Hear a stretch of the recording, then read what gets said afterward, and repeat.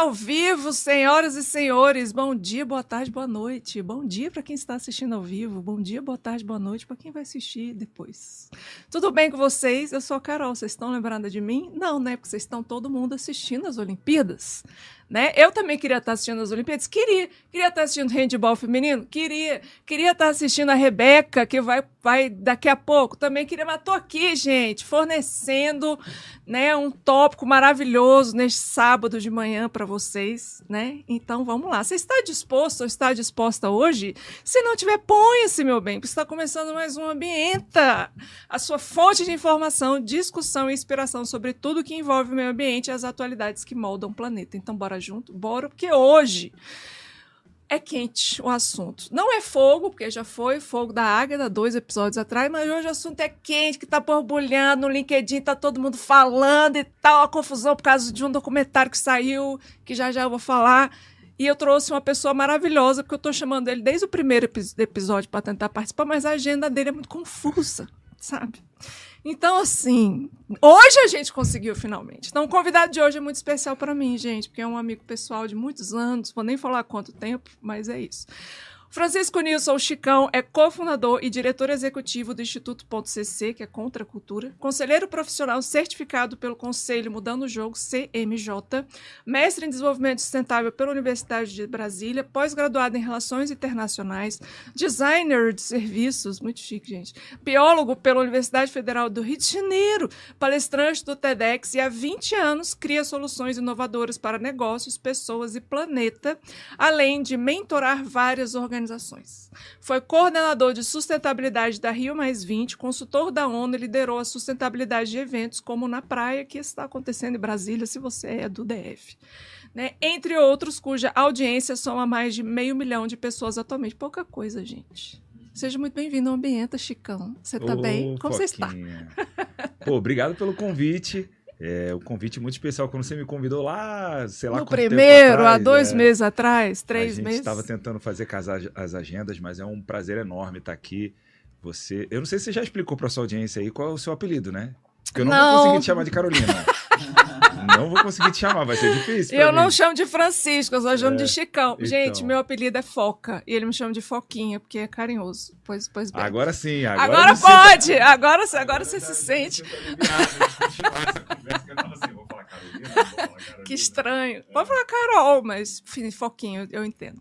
Obrigado, querida amiga Foca, por me chamar aqui. É um prazer enorme. Espero que seja proveitoso aí para a sua audiência, para a galera poder conhecer um pouquinho mais dessa sustentabilidade empresarial e tal. Saber que biólogos também podem atuar nessa área, né? Isso, esse é o ponto, gente, porque eu até falei semana passada a gente teve a consultora ambiental, a Nina, e a gente falou exatamente sobre isso, de que dentro da academia, principalmente na UNB, eu acho que talvez o Fundão tenha... Fundão, gente, é o FRJ, tá? Vai traduzindo pra galera aí.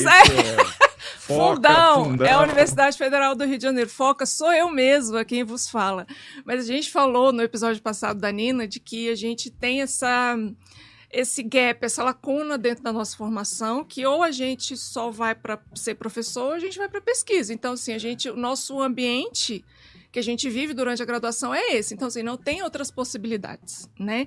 E eu tô trazendo justamente biólogos, porque todo mundo deve falar assim, cara, eu só levo biólogo, eu só trago biólogo por enquanto. Mentira, eu trouxe o professor Jorge, que é economista, e o resto foi biólogo mesmo. Mas, assim...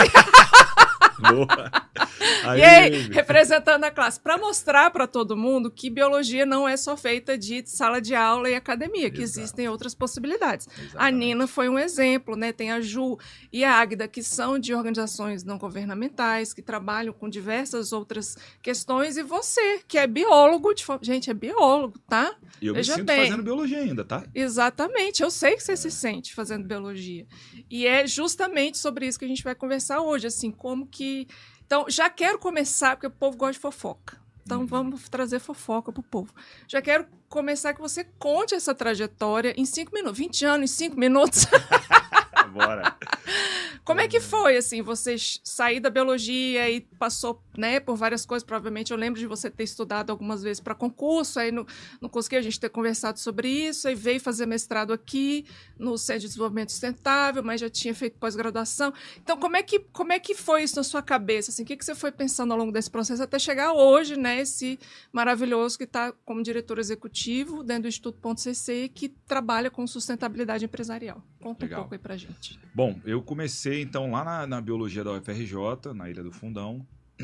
E lá naquele começo, o que eu via na minha frente? Para ser professor, ser cientista. Eu tentei os dois. Uhum.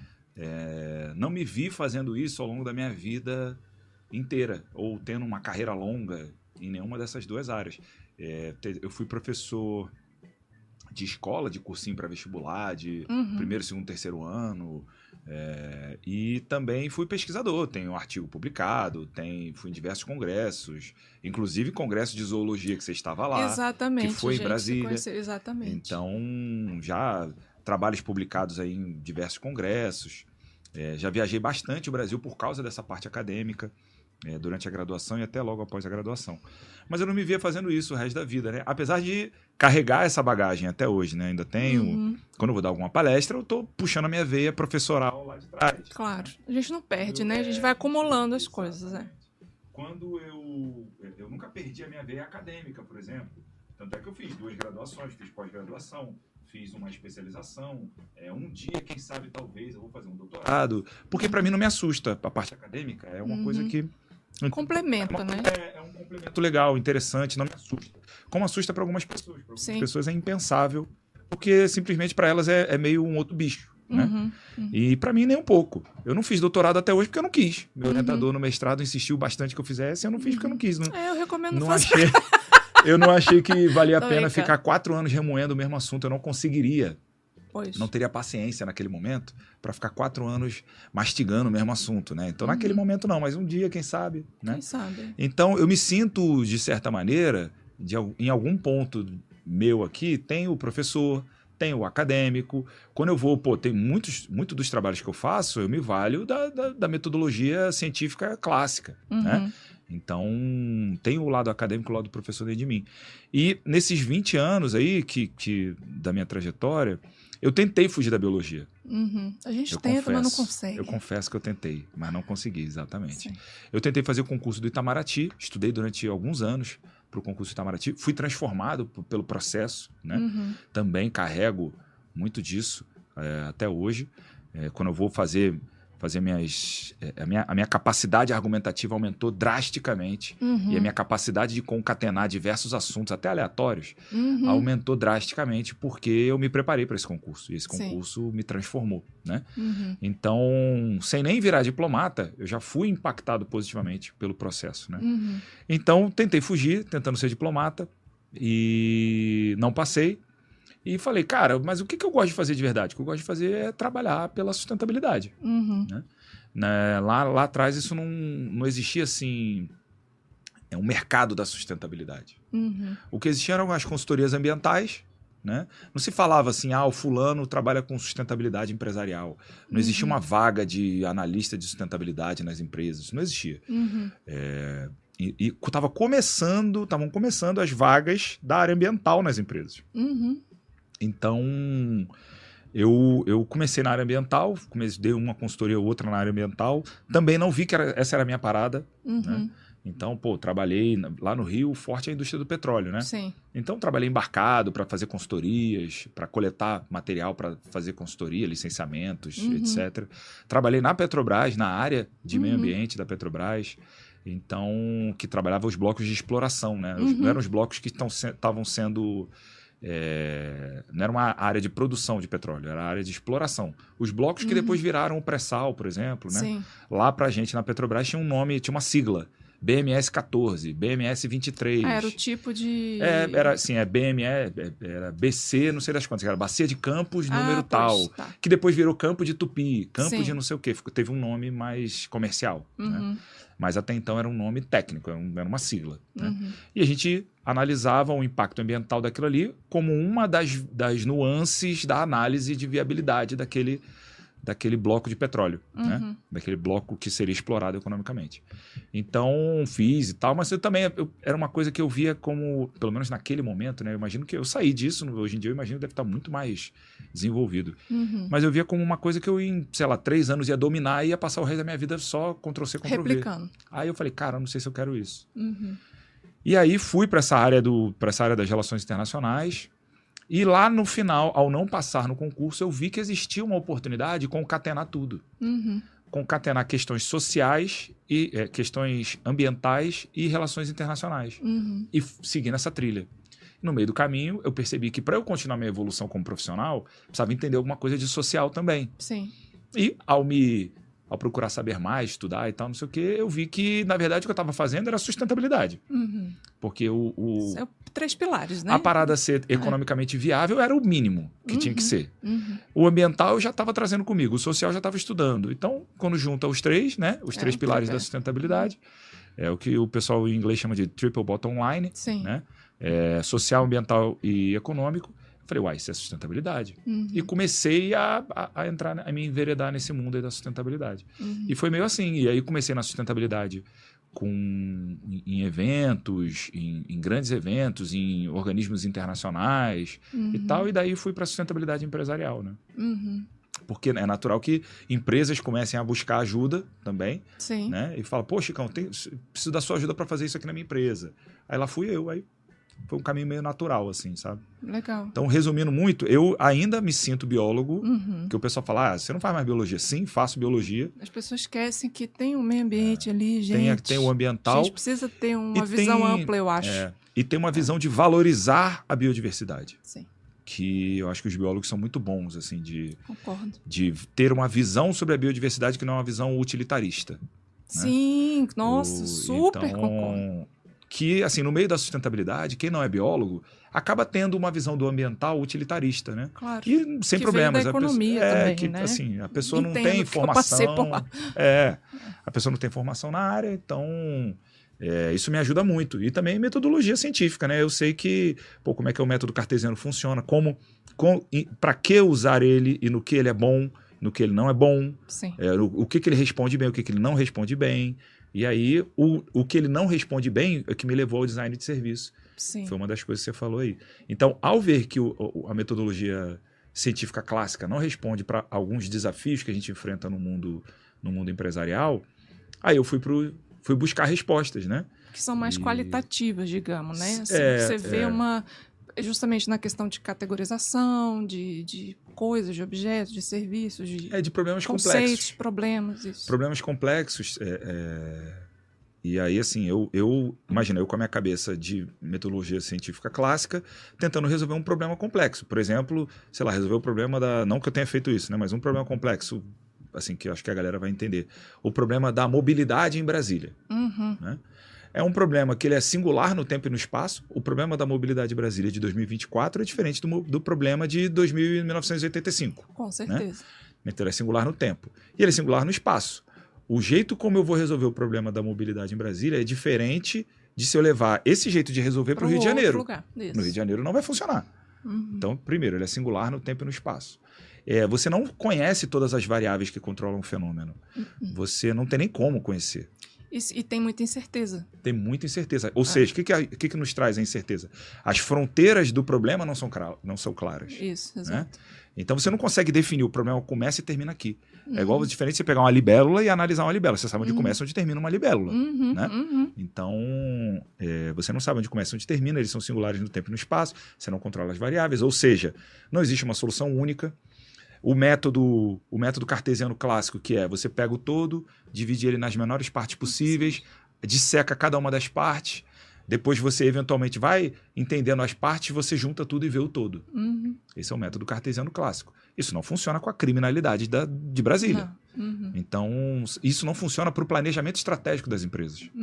Isso não funciona para a estratégia de sustentabilidade das empresas. Funciona num pedaço. Quando você vai lá na ponta, aí funciona o método cartesiano.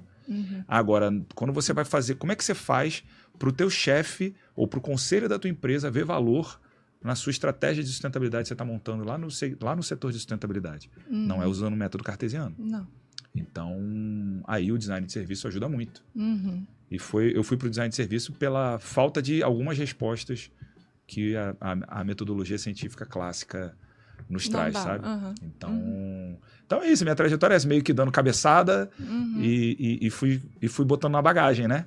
Botei na bagagem a biologia, e depois botei na bagagem as relações internacionais, botei na bagagem o design de serviço, depois botei na bagagem o conhecimento da área empresarial, e é isso, e estamos aqui, ainda dando muita cabeçada. Porque, né, gente, pessoas que fazem coisas novas no mundo dá cabeçada, eu sei muito bem sobre isso. Conheço bem essa... É isso.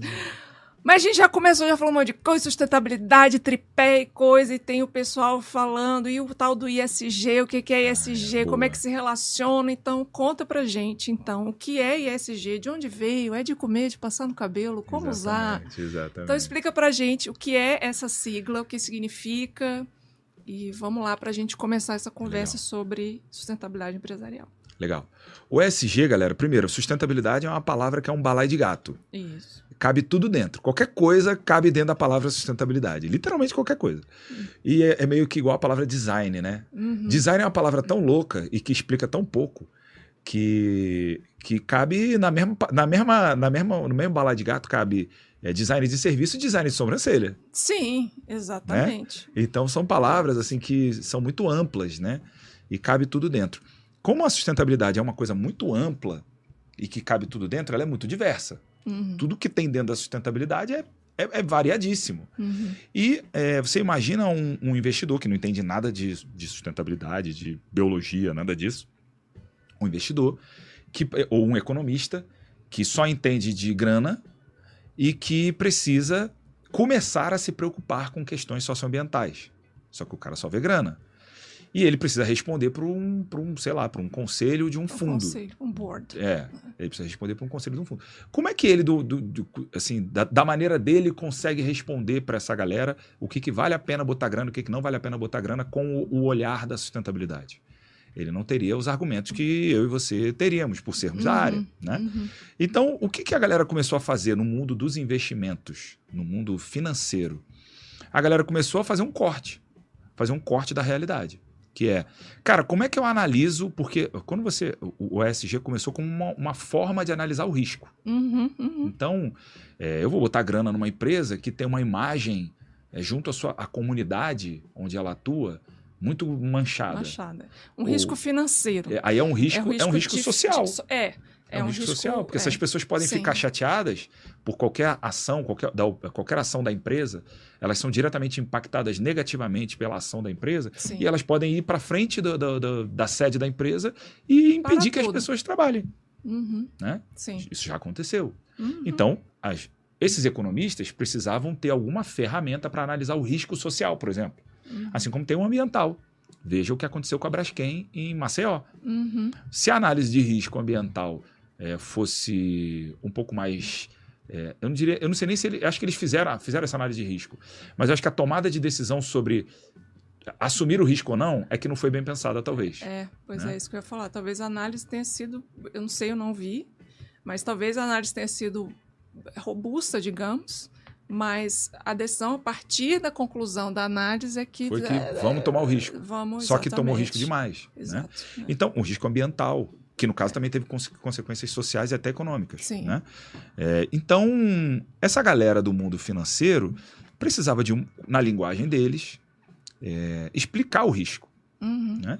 E também a gente poderia ter um risco de governança, como, por exemplo, uma empresa tem lá um diretor de relações institucionais fazendo mutretagem. Fazendo, né? Cagadas. O cara fazendo tráfico de influência, enfim. Então, essa galera desse mundo, como é que eles vão... Economistas são muito bons de fazer isso, né? Eles pegam coisas que são qualitativas e transformam em coisas numéricas. Sim, são né? ótimos. Sei muito bem, gente. Veja a microeconomia. A microeconomia é toda pautada por isso, né? Sim. Transformar o comportamento humano exatamente. Vamos transformar o comportamento consumidor em números, em matemática, que não tem nem tem nem número, gente. Eu sei, eu fiz isso no doutorado. Tem nem número aquela porra. Então, só letra. Então maravilha. É isso. Os caras são muito bons de parametrizar coisas que, em teoria, não são parametrizáveis. Sim. E aí começou a se desenvolver essa lente, esse corte da realidade, que é a análise do risco ambiental, social e de governança. Né? Então, e daí começou, e eles começaram a usar essa lente para analisar se valia a pena ou não investir grana nesse ou naquele empreendimento. Ou seja, comprar ações da empresa. Vale a pena comprar ações ou não? É isso, basicamente é isso. No final é isso. Mais ou menos isso. Então, imagina que eu sou o gestor do fundo aqui e a Foca está vindo aqui fazer um pitch para mim porque ela quer levantar uma grana para fazer o podcast dela. Né? E aí ela quer comprar um prédio porque vai ter todo mundo dentro, ela vai comprar os direitos de transmissão de uma parada importantíssima e eu vou fazer um corte sobre a análise. Uma das coisas que eu vou analisar é o risco. Um dos parâmetros de análise do risco é o parâmetro ambiental, social e de governança. Então, a coisa começou aí. Então, já começa uma diferença da sustentabilidade tradicional. O ESG, ele é parametrizado. Se você não tem número, você não está fazendo ESG, você está fazendo sustentabilidade.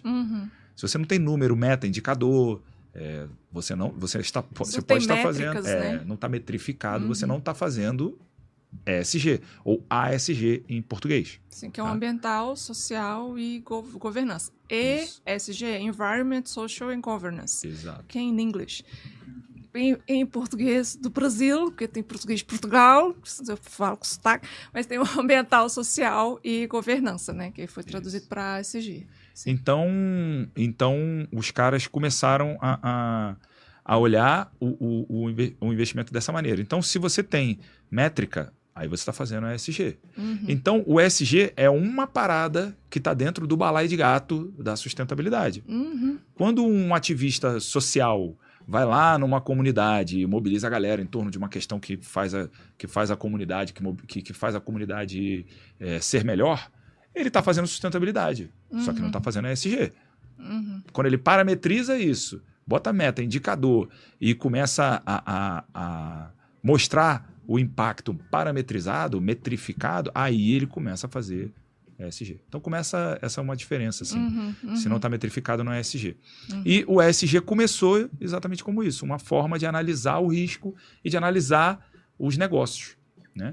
E aí começa. Aí o ESG, você sabe que a gente vive um momento do capitalismo que o capitalismo é grana.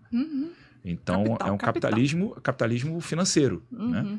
É diferente do capitalismo da primeira e segunda revolução industrial, que era um capitalismo industrial. Infraestrutura, industrial, né? Então, agora é sobre a grana. Então, a linguagem a linguagem econômica da nossa realidade é grana. Então, essa galera, naturalmente, começou a ditar a linguagem do mundo, porque você imagina um grande fundo que recebe um monte de oportunidades e se a Carol quer ir lá apresentar para o fundo alguma ideia dela, ela vai ter que falar a língua dos caras. Né? Então, aí a coisa começou a tomar uma proporção muito grande, até que a BlackRock, que é um grande fundo aí, global, o tubarão, um dos tubarões do capitalismo, se a BlackRock fosse um país, ela teria uma economia, ela seria a terceira maior economia do mundo. Nossa, Ela gere ativos da ordem de 12 trilhões de dólares. Eu vi ontem, inclusive, no documentário que eu estava vendo. Quero até comentar com você depois desse comentário. Eu estava falando exatamente da BlackRock, que é uma das pessoas, assim, uma das pessoas, né, de pessoa jurídica, assim, que estão justamente nesse movimento do ESG e dentro do documentário que foi do Financial Times, né, daquele jornal, né? Financial Times. Jornal está meio que liderando uma mudança até do ESG dentro das empresas, assim, Exato. Né? Porque é uma das que tem muito né? capital, exatamente. Então, assim, quando a BlackRock o espírito do nosso tempo, qual que é? A gente se lascando com questões socioambientais. Sim, sempre, gente. Esse é o espírito do nosso tempo. Né? A gente começou... Eu acho que a gente sempre se lascou com questões socioambientais, mas agora a gente está tomando consciência do impacto negativo sobre a gente mesmo, sobre o planeta. Né? Mas eu acho que está tomando uma consciência meio tardia, mas beleza. Mas é isso, né? É isso. Antes tarde do que mais tarde. Isso, antes tarde do que mais tarde. Né? E então o espírito do tempo é esse, os caras sacaram o espírito do tempo e começaram na BlackRock a eu lembro de uma carta do CEO lá deles, o Larry Fink, uma carta de 2019, 2018. Todo fim de ano ele publica uma carta, né? Acho que foi de 2019, antes da pandemia. Ele publicou uma carta dizendo que nos próximos anos a BlackRock, aos poucos, não oferecerá mais aos seus clientes nenhuma solução que não tenha nada ambiental, social e de governança. Que não se preocupe com questões ambientais, sociais e de governança. Você imagina que um dos tubarões do capitalismo falar uma parada dessa? O capitalismo começa a mudar. Aí tá todo mundo correndo. E aí a coisa começa a mudar. E aí também, se não me engano, o Larry Fink é de 2018, 2019 tem a Business Roundtable. A Business Roundtable é tipo o clube das maiores empresas americanas. E eles se juntam todo ano, ou cada 2 anos, para discutir os rumos do capitalismo americano. Então, e eles sempre foram... Ali sempre foi um lugar, um bastião da defesa do neoliberalismo. Do liberalismo e depois do neoliberalismo. Sim. Então, ali sempre foi... A parada sempre foi assim. Eles sempre foram defensores de que... quando as pessoas... A mão invisível, né, do Adam Smith. Que se você se preocupar em maximizar o seu bem-estar individual, todo mundo pensando assim, a sociedade inteira gera um benefício coletivo. A soma dos interesses individuais. Né? E aí os caras lá, na Business Roundtable, que sempre defenderam isso, começaram a questionar isso. Isso nos fundos de investimento, no mundo econômico, se chama capitalismo de shareholder. Capitalismo do acionista. Do acionista. Então, ao maximizar o benefício para o acionista, as empresas entendem que estão fazendo um bem coletivo, porque todas as empresas estão pensando da mesma forma e a somatória de tudo é o bem coletivo. É o maior. Exato. Então, sempre foi o capitalismo do acionista. O papel do CEO e do conselho da empresa é maximizar o benefício para o acionista. E eles começaram a questionar isso. E lá na carta deles, lá no final, acho que isso é de 2018 ou 2019, antes da pandemia, eles afirmam que talvez eles estivessem errados. Talvez a melhor forma de maximizar o bem-estar coletivo seja o capitalismo de stakeholder. Ou seja, o capitalismo das partes interessadas. Comunidade, fornecedor, quem é diretamente impactado ou indiretamente impactado pela operação daquela empresa. Funcionário e tal. Então, cara, isso é uma mudança tectônica no capitalismo. Sim. E aí veio a pandemia e aí a gente viu tudo que... Acho que a humanidade entendeu o valor das pessoas, o valor do meio ambiente, a necessidade que as pessoas tinham de sair dos seus apartamentos e botar o pezinho na grama na pandemia, que a gente não teve isso assim na mão, como a gente sempre teve. E aí as pessoas começaram a entender o poder delas como consumidores. Ou todo mundo aqui, a audiência, não comprou uma cesta de café da manhã de um pequeno negócio para fazer com que ele não fechasse. Ou todo mundo aqui não foi na padaria da esquina ou na padaria da sua quadra comprar o pão para que aquela padaria da sua quadra não fechasse. Sendo que você nunca foi naquela padaria. Né? Você nunca teve o hábito de ir naquela padaria. A gente entendeu a força a força do capitalismo pela ótica da demanda. Né? Mas que agora parece que a gente está desentendendo, porque parece que está esquecendo que a gente passou alguns tempos atrás, mas enfim. E aí, enfim, a coisa começou a mudar aí. Eu acho que ali 2018, esses 3 anos, 18, 19, 20, foram meio os anos em que as coisas, do ponto de vista do ESG, da sustentabilidade empresarial, a coisa começou a...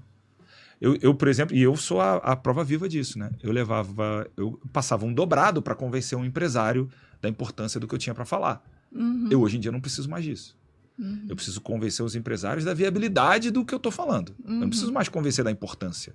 Ou, antigamente, eu tinha que ir nos empresários falar, deixa eu te falar, você tem 1 minuto para ouvir a palavra? Da sustentabilidade. É que nem queria bater na porta das pessoas. Vocês têm 1 minuto para ouvir a palavra de Darwin? Mas isso aí. Então, cara, eu hoje em dia não preciso mais tanto fazer isso. Tanto é que quando eu faço, se eu tenho 1 minuto para ouvir a palavra, ele fala, já conheço, me explica o que você está pensando. Entendi. Aí a conversa é sobre viabilizar a ideia, não é sobre o cara gostar ou não da ideia, achar que eu sou maluco, achar que eu sou abraçador de árvore, achar que eu sou utópico. Acontece. Então, porque isso rolava, antes de 2018 isso rolava. Sim. O Chicão é utópico, eu vi isso em várias empresas que eu trabalhei. O Chicão é utópico. No primeiro momento eu fiquei puto. Claro, óbvio. Depois eu entendi Eu entendi, cara, sem utopia, a gente não tem propósito. Sem propósito, a gente anda a esmo. Se a gente anda a esmo, a gente não tem eficiência operacional. Porque você não tem um foco. Se você não tem eficiência operacional, você não tem grana. Você não faz grana. Então foi isso, assim, eu hoje em dia sou fruto, o meu dia a dia é fruto desse twist, dessa mudança que aconteceu aí nesses 3 anos aí, pré-pandemia e pandemia. Então hoje em dia a conversa não é mais sobre se o que o Chicão tem para falar é importante, se ele é relevante no negócio ou não é, se esse assunto é ou não é relevante, se vai botar uma equipe para isso dentro do negócio ou se não vai botar, porque vai botar. Agora a parada é como viabilizar essa lombra que o Chicão vem trazendo aqui na empresa. Né? Então mudou. Isso é bom. É né? bom. Porque abriu vários horizontes também. Exato. Hoje em dia existe a possibilidade de alguém fazer carreira na área da sustentabilidade empresarial. Sim. Antes de 2018, já existia, mas era assim, estava caminhando a passos lentos. Hoje em dia caminha a passos mais rápidos. Eu acho que vai caminhar mais rápido ainda, porque já está mudando, né? Tem muita coisa que eu vi nesse documentário que é... Vou falar o nome. Qual que é? Who Killed the ESG Party? Já viu esse documentário? Who Killed o quê? ESG o quê? Party. Quem matou a festa do ESG ou do ASG? Cara, assiste. Porque esse documentário tá tão burburinho no LinkedIn desse documentário, e todo mundo falando, ESG, a festa do ESG acabou e que não sei o que vai mudar. Não acabou. Não acabou. Interessante isso, né? Então, não acabou, mas justamente... Nem vai acabar. Não, então, mas por que eles estavam falando isso? Por causa do greenwashing ou do greenwashing. Tem greenwashing e tem greenwashing. Greenwashing é tipo, a pessoa não fala nada sobre isso. Fala que está fazendo ESG, mas ela não divulga suas métricas, ela não... Aí não é ESG, né? Aí não é ESG. E é isso que eles estão falando, exatamente sobre isso, assim. E aí traz um documentário, a galera do BlackRock, traz legal. Por isso que eu tô falando, assim, lembrei justamente desse cara que você falou, ele fala no documentário. O Larry Fink? O Larry Fink, e assim como outras pessoas também que foram chave de pegar tudo que estava acontecendo nas empresas, principalmente essas que são as maiores, que têm, né, esses grandes ações e financiamentos, e colocar à prova das métricas do ESG. Legal. E aí, por isso que o nome do documentário é esse, assim, quem que matou a festa? Aí aparecem as pessoas que mataram a festa, que são as pessoas que estão expondo o que está acontecendo, que, na verdade, várias empresas dizem ser ESG, mas que não são. E aí eles estão pensando, assim, e aí eu sou horrível com o nome, né, gente? Então, assim, mas uma das mulheres fodonas lá, que até ela é da Alemanha, mas que, enfim, coordena alguma coisa da União Europeia relacionado a isso, ela fala que talvez o ESG vai deixar de ser um ESG e a gente vai passar a falar de outra coisa que é ESG, mas que a gente vai mudar o nome de ESG. Vai mudar o nome, como sempre fazem. Economia verde, já foi exatamente. O nome. Vai mudar o nome para que tente definir métricas melhores para que as empresas... Sabe, assim? Então, tipo... Claro. É por isso que o nome do documentário é esse. Quem matou a festa do ASG, né? Assim, é bem legal o documentário, e aí tá um burburinho no LinkedIn, gente, tá todo mundo falando disso. Pô, depois ESG, eu quero ver. Não sei o que, assiste. Vou te mandar o link depois. Legal. Vou colocar também o link no @Ambienta Rádio Federal, porque daí quem quiser ver. Só que assim, gente, não é em inglês, não tem legenda em português, só legenda em inglês. Então, quem vê inglês, mas hoje a gente já tem inteligência artificial para traduzir, né, gente? Alguém legenda essa parada daqui aí. A pouco alguém legenda. É rapidinho, acho que são 30 minutos de documentário. E é bem legal, eu acho que vale a pena, assim, tanto que eles estão falando que isso já está mudando, por exemplo, na União Europeia, eles não falam mais ESG. Estava conversando hoje de manhã, meu amigo mandou uma mensagem que eu falei assim, você viu sobre isso? Que ele trabalha com finanças verdes, né, finanças sustentáveis, em Londres. E aí eu falei assim, Sérgio, você viu isso aí? Beijo, Sérgio. Você viu isso daí? Como é que tá? Aí ele, não, o pessoal tá aqui já viu, a gente nem tá usando mais ESG e tal, porque tem muita gente... Ficou queimado por causa do greenwashing, né? Da galera falar que ESG e não ser ESG, ou de falar que faz e nem mostra as métricas e nem os relatórios, né? Que deveriam mostrar, então...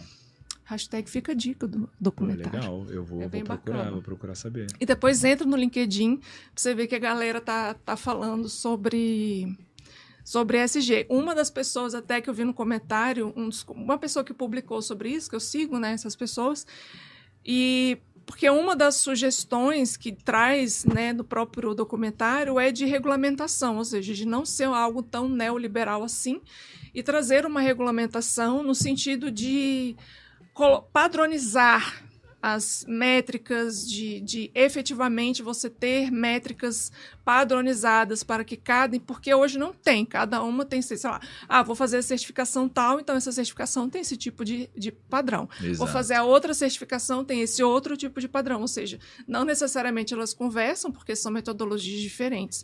Então, uma das sugestões foi para que isso realmente todas as empresas façam de uma maneira que indique os riscos, porque é exatamente isso. Indique os riscos, dadas as incertezas que a gente tem, principalmente com as alterações climáticas, é padronizar e ter uma regulamentação global, digamos. Né? Lá eles estão falando mais uma... Eu acho improvável. Eu acho improvável também, mas lá eles estão chegando a falar de uma regulamentação talvez da União Europeia e Estados Unidos. Se os Estados Unidos tiver, a União Europeia tiver... Aí pronto, aí o mundo inteiro vai. Mas a União Europeia está trabalhando nisso, né? Quando eu saí de Portugal, eu vi assim, algumas discussões, ela já está trabalhando nisso, né? Tanto que essa questão do... Mas precisa mesmo, viu? Precisa. Porque continua sendo um balaio de gato, só que com um recorte menorzinho, né? É isso que eu ia te perguntar sobre as certificações, assim, porque a gente tem várias certificações para que as empresas sejam ESG, assim.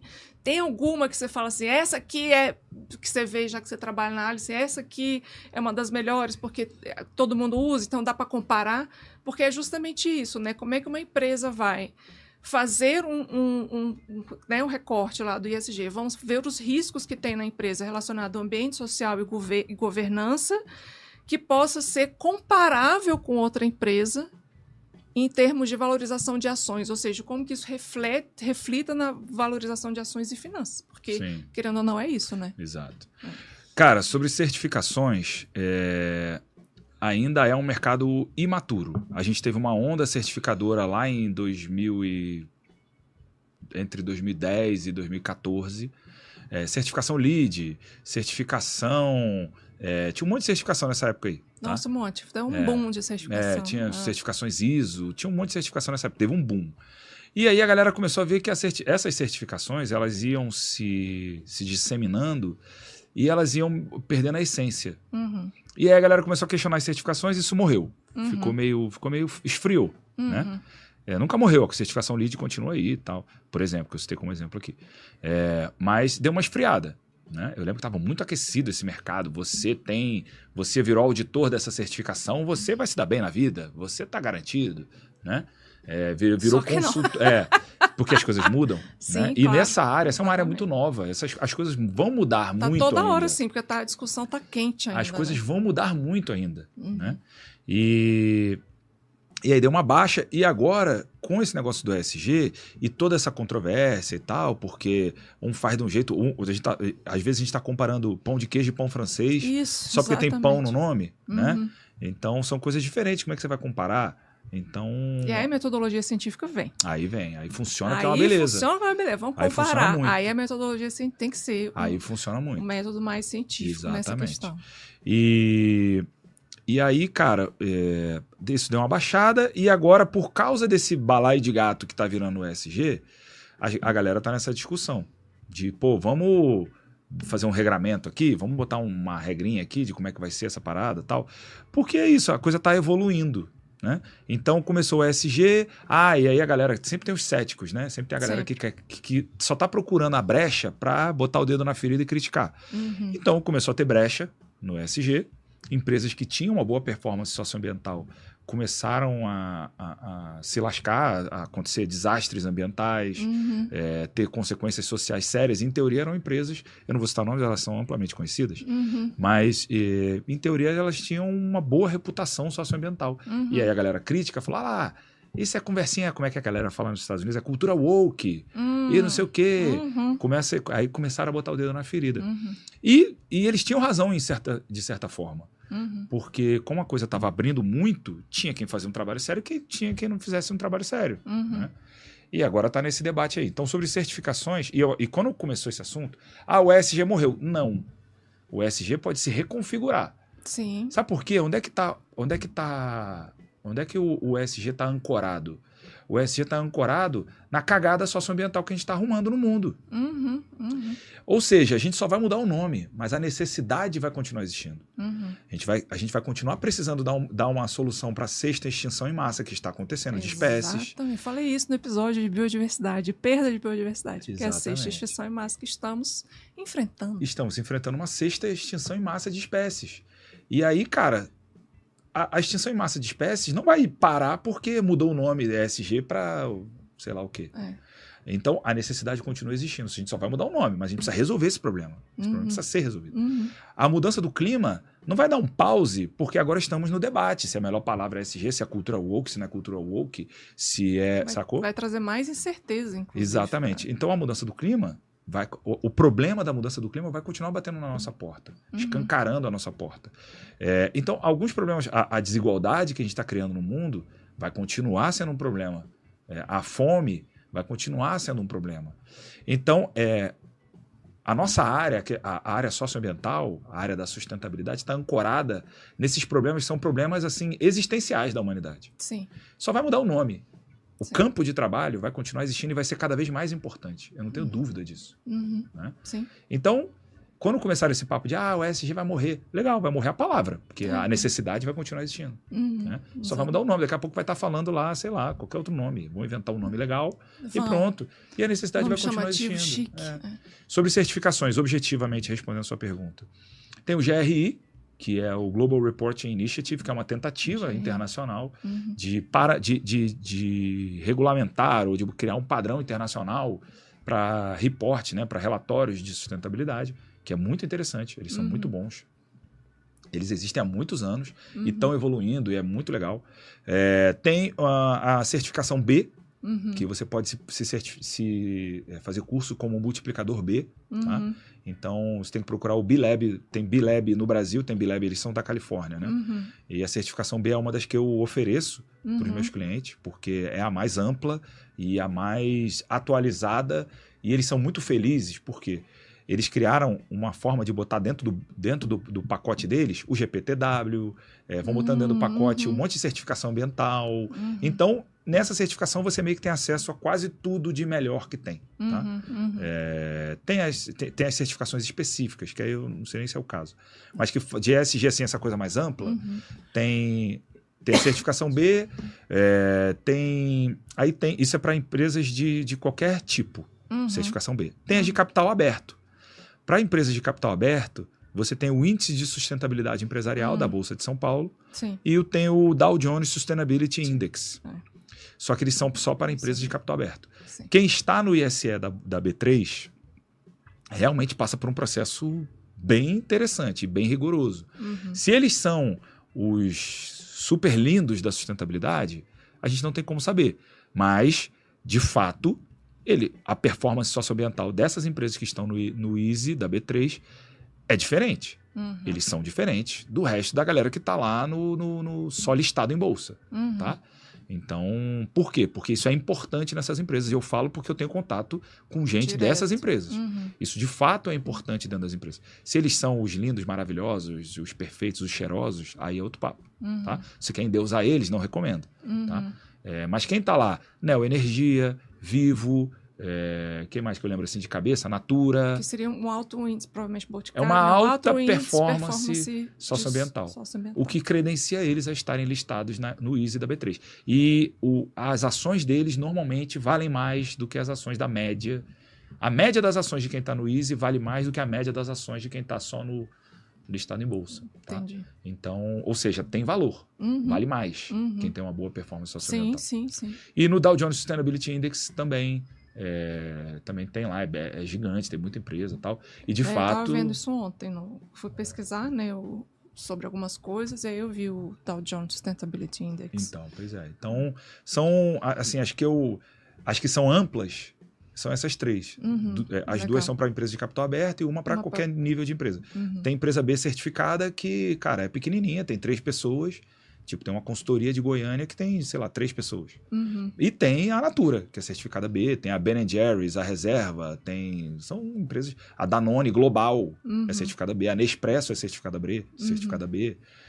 Aí você pode questionar assim, mas a Nespresso tem todo, não sei o quê. Sim, mas dentro do critério lá dos caras, a performance socioambiental deles é diferente da média de quem está no segmento deles. Né? Então... E eles realmente, eu estava lendo quando eu estava em Portugal, que eu estava fazendo uma pesquisa sobre... Eu fiz uma consultoria com o pessoal da Circular Economy of Portugal, Economia Circular de Portugal, vendo questão de embalagem, várias coisas. Lógico que a Nespresso não é exatamente, porque a gente estava vendo embalagens de takeaway, né? O que valia mais, serão embalagens que coisa ou se a que é descartada, né? De uso único. E aí eu me deparei com o estudo da Nespresso. Eu achei legal, assim, porque eles têm toda essa preocupação, pelo menos tem essa preocupação, porque tem gente que nem tem essa preocupação. Nem tem. Eu posso falar empresas aqui do segmento então, da Nespresso assim, que não tem essa preocupação, mas eu não vou falar porque eu não estou afim de tomar processo. Exatamente, porque literalmente caga. Mas a Nespresso tem essa questão da logística reversa, eles realmente fazem, eles pegam as cápsulas de alumínio, eles reciclam o alumínio, então assim, tem toda uma cadeia em volta. Aí falando de resíduo, né? Porque eu estava vendo especificamente o resíduo do alumínio. Então, na hora que eu vi, eu falei assim, olha só que legal. Então, eu até falei assim, se eu for comprar uma máquina, eu ainda não tenho, né? Essas máquinas, eu vou comprar da Nespresso, porque daí, pelo menos, eu sei que eles têm essa... E eles evoluíram muito, cara, assim, nos últimos... Nespresso, me patrocina. Cara, eles evoluíram, assim, a evolução deles é gritante, assim. Eu lembro que eu tive contato com uma parada deles, acho que foi em 2018, antes da pandemia, tinham várias perguntas que eu fiz para eles que eles não sabiam responder. Ou seja, aquilo ali não estava ainda bem amarrado. Cara, eles se certificaram B ano passado, pô. Então, né? Então a evolução deles é muito interessante, assim. Sim, legal. Lá em 2018, eu confesso que eu tinha um narizinho meio Hoje em dia já respeito mais, porque são B certificados, eu conheço o processo da certificação B, sei que eles se lascaram para conseguir certificação B. Imagino. Então, tiveram que evoluir muito, então respeito mais. Sim, né? sim. Agora, sempre pode melhorar. Sempre pode melhorar. Então é isso. Se alguém vier... É o que eu falo assim, não existe... Ninguém é 100% sustentável em 100% do tempo. Isso não é tecnicamente possível. Assim como ninguém... Você não vai conseguir no seu negócio, na sua organização, na sua ONG, ser 100% acessível para 100% das deficiências em 100% do tempo. Isso é impossível. Sim. É igual direitos humanos. Sim. Ninguém consegue garantir 100% dos direitos humanos para 100% dos humanos em 100% do tempo.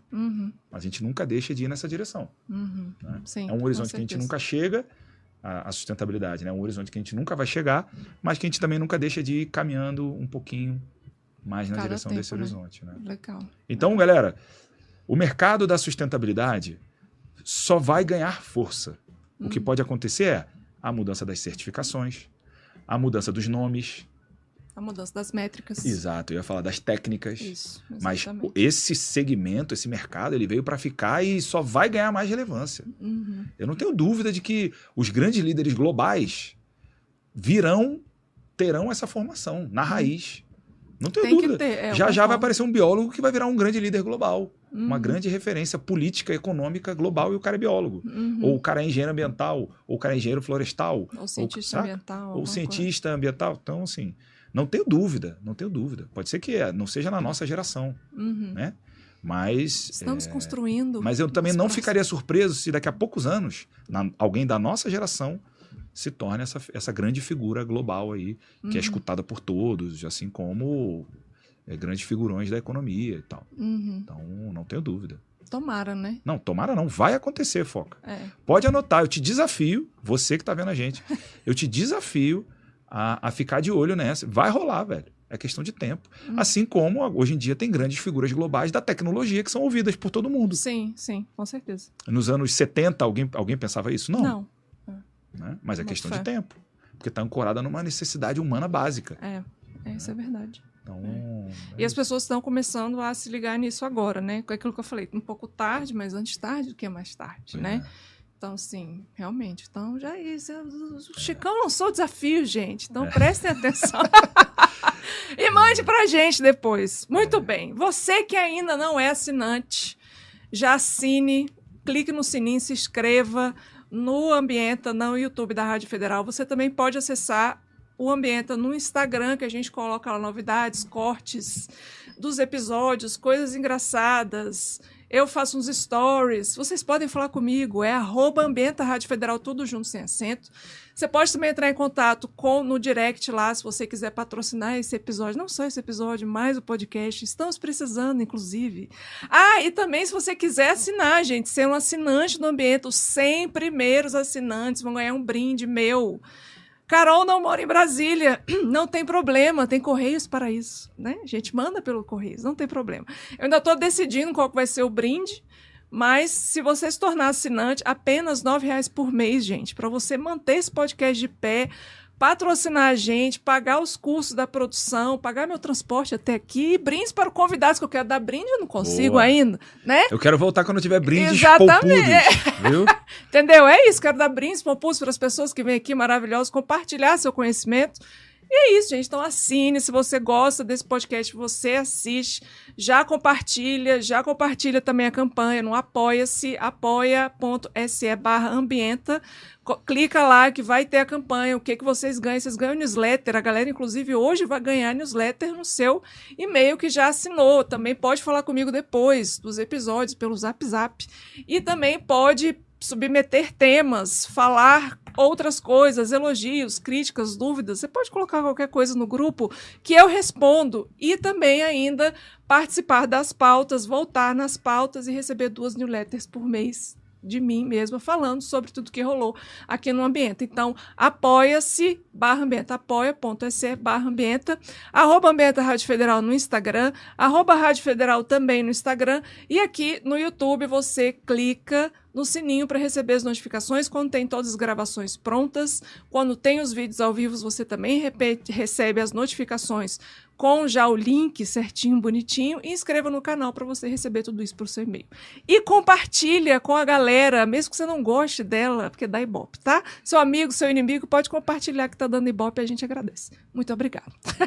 Boa. Chicão, estamos chegando ao final.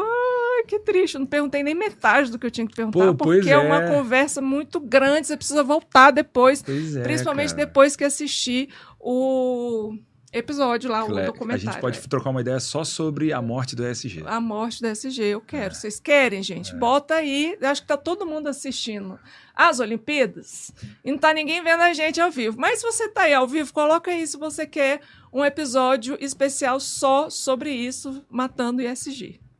Né? Cara, e eu, assim, depois, se não der tempo, beleza. Mas eu queria trocar uma ideia com você sobre uma parada que rola muito no nosso movimento, que é que eu sei que eu às vezes, quando eu vou falar com a nossa galera, eu sou o capitalista selvagem. Quando eu vou falar com a galera capitalista selvagem, você não eu sou o hippie, abraçador de árvores, isso. Maconheiro, te sacou? Entendo. Então, eu sou um ornitorrinco. Eu né? te entendo. Oi, tudo bem? Muito prazer. Você é Ecdna, eu sou o ornitorrinco. Exato, eu sou ET mesmo. Então, a gente pode também trocar essa ideia, né? Sobre a nossa galera, o movimento socioambiental, como é que vê gente esquisita como a gente. Então... Eu acho, aí eu vou dar uma opinião que o que eu percebi, eu até coloquei uma coisa no LinkedIn sobre um livro que eu li, de uma economista, não sei se ela é economista, ou, enfim, do MIT, da Harvard Business Institute, que ela colocou Repensar o Capitalismo para Salvar a Humanidade. É um dos livros dela, tem um outro livro também.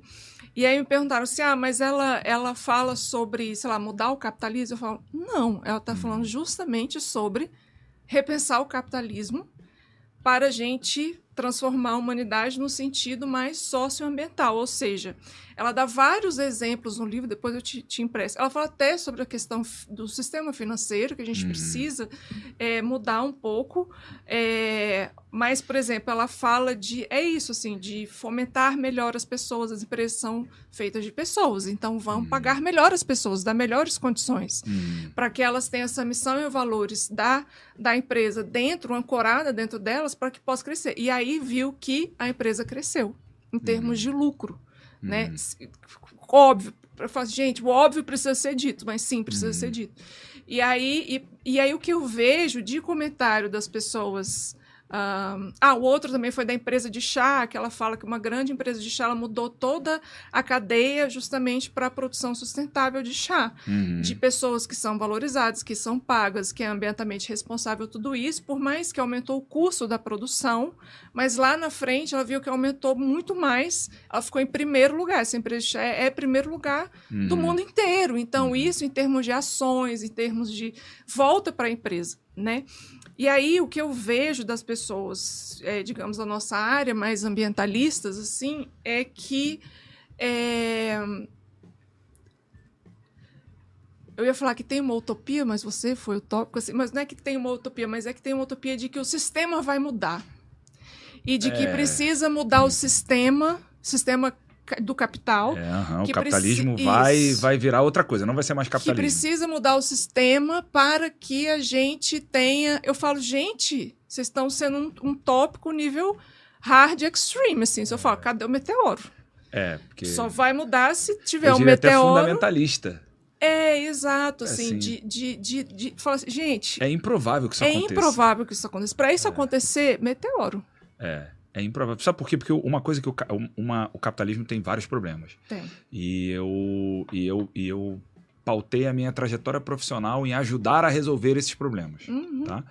Então, vamos lá. Eu estou falando aqui do lugar de um cara que pautou a sua vida profissional inteira em tentar resolver a cagada que o capitalismo cria. Só que o capitalismo tem uma coisa que é positiva. Ele é extremamente plástico. Exato. Ele é extremamente adaptável. Isso. Veja o capitalismo lá no século XIX e o capitalismo no século XXI. Pois. Não parece o mesmo bicho, mas ainda é o mesmo bicho. Então, assim, ele é muito mutável. Ele sabe se adaptar bem aos desafios que são colocados, sabe? E o capitalismo também tem uma vantagem. Ele é muito eficiente em resolver problemas. Então, eu acho que é só por isso que o capitalismo se mantém como um sistema interessante que a humanidade segue, né? Que a humanidade tem como referência, né? Porque ele é muito adaptável e ele é muito eficiente em resolver problemas. Então, sabendo disso, eu acho improvável que o capitalismo...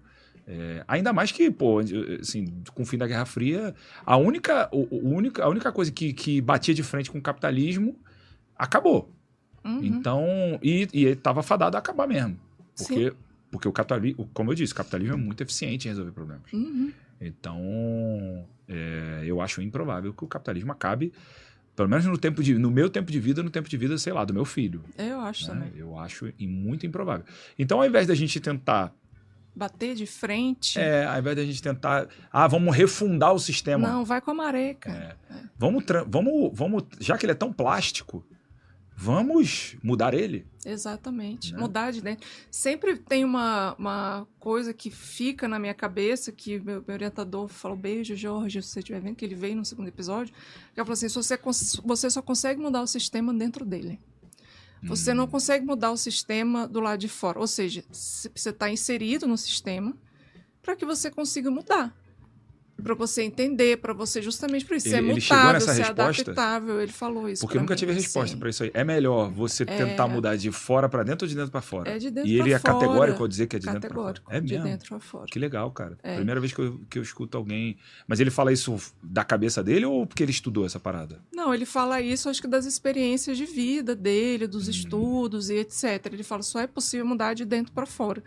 Eu acho que é isso, assim, a gente precisa pegar todo o nosso conhecimento que a gente tem, principalmente os biólogos e os ambientalistas, assim, e adaptar para ir com a maré, para ver o que a gente pode ir mudando ao longo do caminho e talvez não pensar em algo tão grande de mudança de sistema, mas pensar o que eu posso fazer com o meu conhecimento hoje para este problema. Como você falou, é muito bom resolver problemas.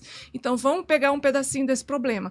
Sei lá, saneamento. Então, como é que a gente pode resolver a questão de saneamento sendo biólogo, sendo ambientalista? Tem tanto problema para resolver que eu fico pensando. Sabe, assim, questão de mobilidade, a questão energética, a questão de saneamento, a questão de... o ciclo da água está mudando todo, sabe? A gente que é biólogo biólogo e ecólogo, que eu fico assim, cara, o ciclo da água, a gente está muito, desculpa a palavra, a gente está fudido, assim, porque na Amazônia agora, estava lendo uma notícia que já decretou ali questão de escassez de água. Então, assim, Brasília, em 2017, a gente o comércio tinha dia para abrir e dia para fechar, porque não tinha água. Exato, não tinha água. E vai ter de novo, tá, gente? Anota essa dica aí. Principalmente por causa dessas secas que estão vindo na Amazônia, que a gente sabe que vem com as nuvens, né, as nuvens de chuva e tudo para cá. Então, assim, o que a gente pode, enquanto especialista desses assuntos, né, resolver de dentro para que a gente consiga mudar o sistema de dentro? Porque o que eu vejo também, aí é uma experiência minha própria, né? Que você falou assim, quero trocar essa figurinha, e é muito bom a gente até falar aqui ao vivo e ficar gravado isso, é que eu, quando saí da ecologia, eu fiz a graduação e fiz o mestrado de ecologia logo, bate-pronto, né? E talvez por causa da nossa formação, que é mais acadêmica, né, e a gente vê muito justamente essa questão da conservação. A gente até estava brincando antes do episódio que os zoólogos, a galera da zoologia, fala que a conservação dos animais é em álcool. Não, adoro conservar em álcool. Álcool 70. Álcool 70. E os ecólogos não. Assim, os ecólogos querem ter a maior número de unidades de conservação e de preservação, de proteção mesmo, que seja de preservação. E eu falo até que eu saí meio que xiita, assim, da ecologia com essa ideia. Não, não pode, não sei o quê, vamos bater. Tipo, bater na galera que não está conservando, código florestal, tem que seguir, como é que a pessoa não segue? E aí eu entrei na economia. E aí minha visão fez assim, ó. Aí tu foi falar outra língua, né? Eu fui falar outra língua. E aí eu fui entender o argumento da galera. Da economia, até para a questão do Código Florestal, por exemplo, falou, pô, Carol, mas olha só, o cara da Amazônia tem uma terra, 80% é do Estado, imagina você ter uma casa em que você só tem privacidade em 20 metros quadrados, uma casa de 100 metros quadrados só tem privacidade em 20 metros quadrados, o resto não é seu. Sem você receber nada. Você tem que manter a casa. Você tem que manter tudo. Você tem que manter tudo, 100 metros. Do jeitinho que te foi entregue. Mas você só pode usar 20 metros quadrados. Exatamente. No caso da Amazônia. Aí eu, caralho, é isso, sabe? Eu falei assim, como? Isso não é viável. Isso não é viável. Né? E isso fez com que eu abrisse muito os meus horizontes dentro da economia, estudar os sistemas. Eu fiz economia política também, então eu fiz a disciplina de economia política, estudei os sistemas, né? Por isso que eu falo que estudei Marx, estudei desenvolvimentistas, que tem vários desenvolvimentistas hoje aí, que são grandes economistas, estudei capitalismo, estudei capital. Então eu vejo que por mais que a gente queira mudar o sistema, a gente não vai conseguir agora, hoje, digamos. Talvez mais para frente, talvez a gente consiga, mas eu acho improvável, que né? é improvável nesse data frame, assim, nesse time frame, ou seja, desse quadro que a gente está daquilo que você falou, no hoje, a gente mudar isso. Eu acho que o que a gente pode fazer dadas as ferramentas que a gente tem hoje, que tem à nossa disposição, como, por exemplo, certificação, ISG, como no caso da economia, a gente tem vários métodos de valoração, que tem muita gente que não segue, que acha que, enfim, fica vendo o método de valoração da cabeça. Tipo, os métodos de valoração, os instrumentos econômicos de política que a gente tem. Como que a gente pode resolver os problemas hoje, ambientais de sustentabilidade, com essa cesta de ferramentas que a gente tem? E que é limitada. E ela é limitada, porque o problema é complexo. Um problema complexo, você não conhece, como a gente falou no começo aqui. São sistemas complexos. A gente está falando de dois sistemas complexos. A economia, que é um grande sistema complexo, e a ecologia e o meio ambiente, que é um grande sistema complexo. Exato. Então, se você não conhece todas as variáveis, você não conhece os limites do problema, o que você tem que fazer é princípio de Pareto, meu irmão. Quais são as 20% coisas que controlam 80% do fenômeno? E vamos trabalhar nessas 20% coisas. E mesmo essas 20% são gigantescas ainda. É enorme. Né? E a gente tem ferramentas que são limitadas ao nosso conhecimento e à nossa técnica atual para lidar com esses 20% que são gerenciáveis ou que são alcançáveis pela gente. Então, bicho, a complexidade é altíssima. E entenda que nós somos limitados pelo nosso conhecimento e a nossa técnica atual. Exatamente. E que as coisas vão mudar, e que as coisas vão evoluir. E, cara, assim, difícil. O próprio capitalismo vai evoluindo, vai mudando. Vai. Então, eu acho que, assim, realmente só se vier um meteoro, se vier uma pandemia que, sabe, se a gente fizer um lockdown de 5 anos, aí, sei lá, de 10 anos, aí eu acho que o mundo vira outra coisa, né?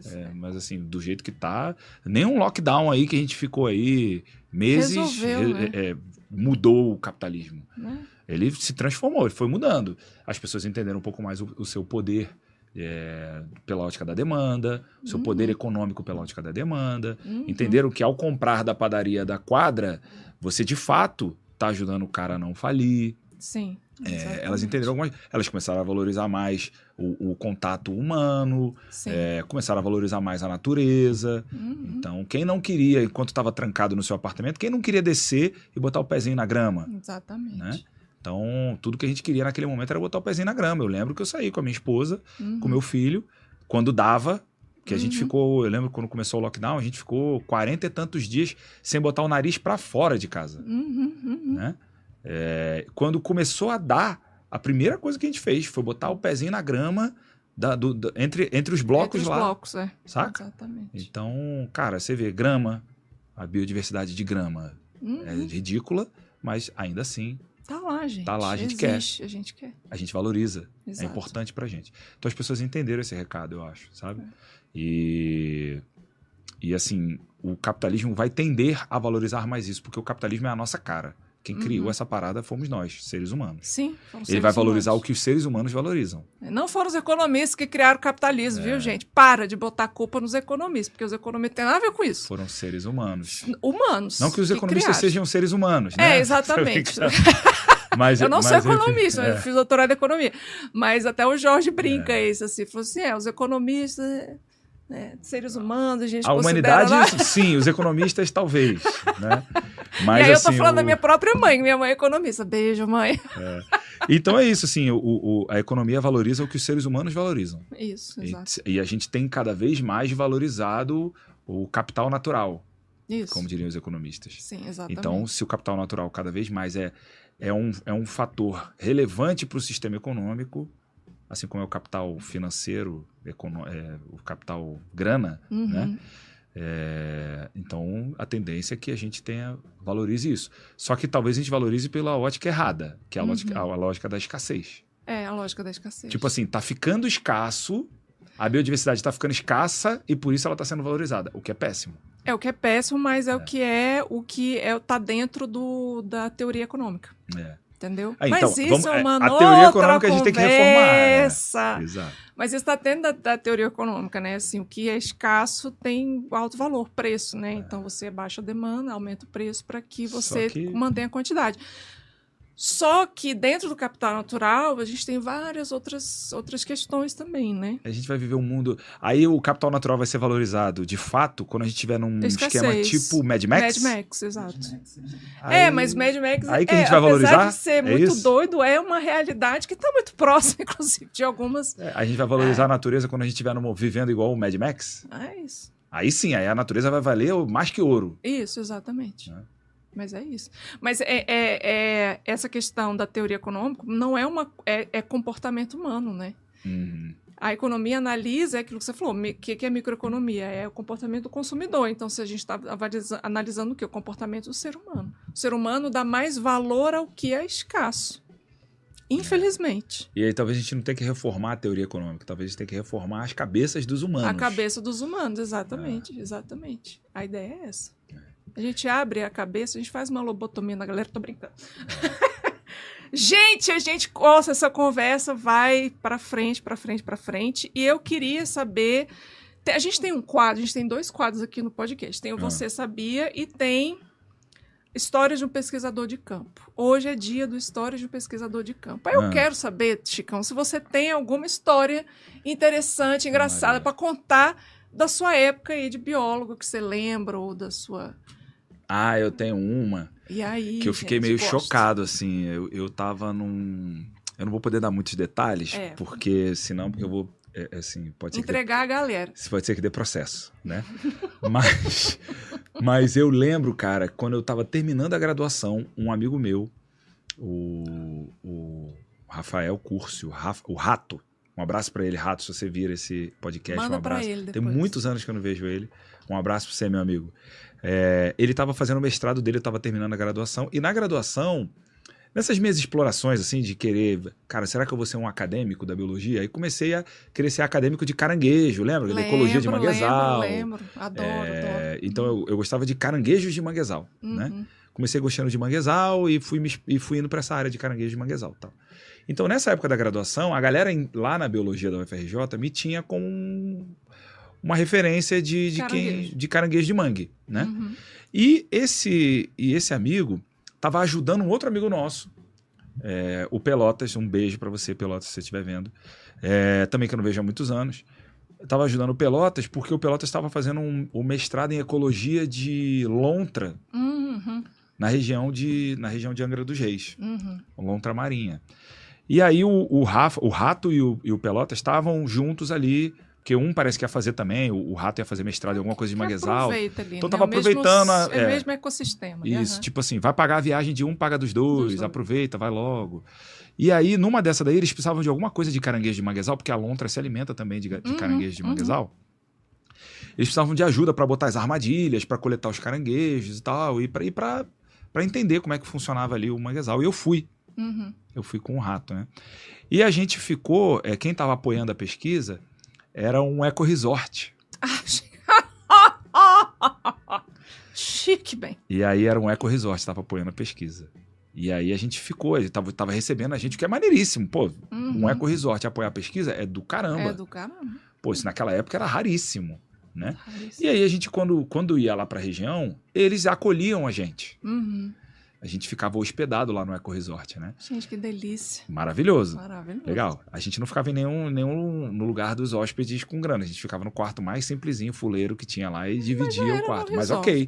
Pô, para um aluno de graduação que vivia de bolsa de iniciação científica, né? Exatamente. Legal pra caramba. Aí fomos lá, nos embrenhamos no manguezal e o eco-resort era colado nesse manguezal.